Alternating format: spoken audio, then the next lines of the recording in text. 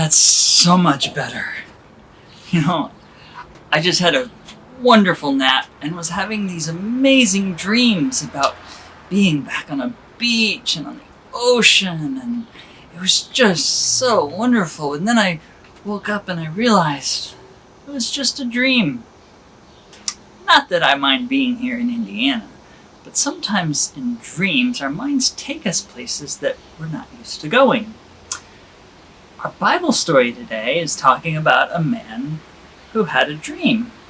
And when we read about dreams in the Bible, sometimes it's because God is putting an idea in somebody's heart. He wants them to think about life in a little bit different way. Now, when we have dreams, sometimes it's because there's something we might need to think about. So it's a good and healthy thing to talk to people, our moms, or our teachers, our dads. Talk to them about our dreams and about what happens. Sometimes our dreams are just things that are happening inside our thoughts that we're just thinking about. Sometimes those can be scary. Sometimes they can be happy, like on a beach. But they're always just dreams. They're in our head, and they're nothing to be afraid of or worried about. So, we're about to read the story of Jacob and his dream about a ladder that went all the way to heaven. This is Genesis chapter 28, verses 10 through 19, and I'm reading from the New Living Translation. Meanwhile, Jacob left Beersheba and traveled toward Haran. At sundown, he arrived at a good place to set up camp and stopped there for the night.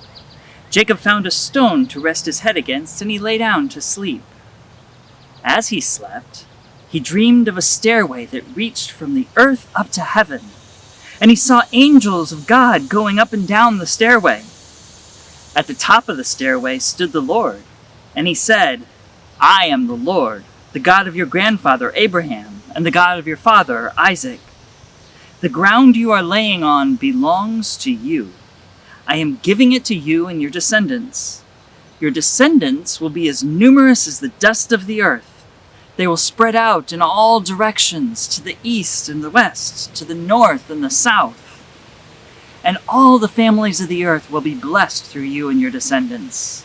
What's more, I am with you, and I will protect you wherever you go.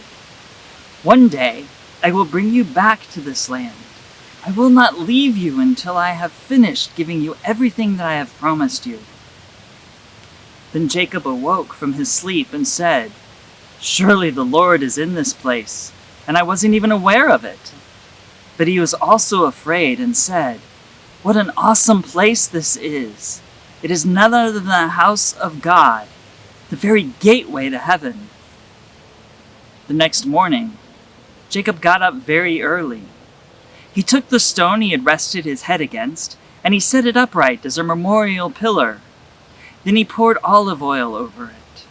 He named that place Bethel, which means house of God.